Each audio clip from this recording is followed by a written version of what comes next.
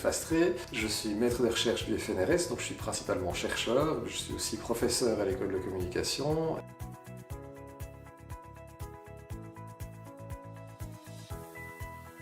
Mon champ de recherche principal, mes intérêts principaux se situent au niveau de l'éducation aux médias, depuis maintenant une bonne dizaine d'années, et en particulier autour de ce qu'on appelle la littératie médiatique dans notre petit jargon. Donc la littératie médiatique, c'est l'ensemble des compétences avec lesquelles les gens parviennent à développer des usages qui soient un peu créatifs, autonomes, critiques des médias et des technologies contemporaines.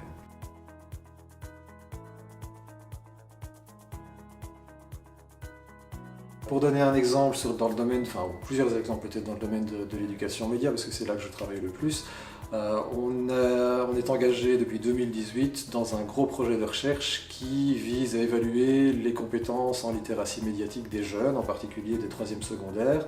On a fait plusieurs vagues d'enquêtes. Une vague, on a interrogé à peu près 2000 élèves de la Fédération Wallonie-Bruxelles, et puis progressivement des vagues plus petites dans lesquelles on leur a demandé de faire des choses de plus en plus complexes. On cherche à évaluer leurs compétences en recherche d'informations en ligne, d'une part, et en création de contenu multimédia sous la forme par exemple d'articles de blog, d'autre part. Et donc avec un plus petit groupe d'élèves que le groupe des 2000, on leur a demandé pendant une dizaine d'heures de cours de créer des articles de blog sur base de recherches qu'ils avaient faites en ligne, et l'ensemble de l'activité a pour but d'essayer d'évaluer dans quelle mesure ils sont capables de faire ces choses-là, dans quelle mesure ils sont capables de juger de la fiabilité de source, de faire des agencements multimodaux au sein d'articles de blog, de comprendre d'où viennent les informations qu'ils trouvent en ligne, et donc tout ce type de compétences qui sont nécessaires à développer des usages numériques aujourd'hui.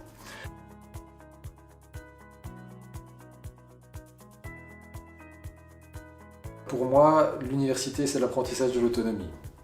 Donc le mémoire, c'est le projet à travers lequel les étudiants peuvent faire cet apprentissage-là et briller dans ce cadre-là. Donc je n'impose que très peu de choses dans la façon dont je travaille. Je vais rarement chercher les gens, seulement s'ils sont vraiment dans la nature pendant des mois, mais a priori c'est eux qui prennent l'initiative de me contacter. On se met d'accord sur un calendrier de travail ensemble, et puis charge à eux de le suivre et de me solliciter au fur et à mesure.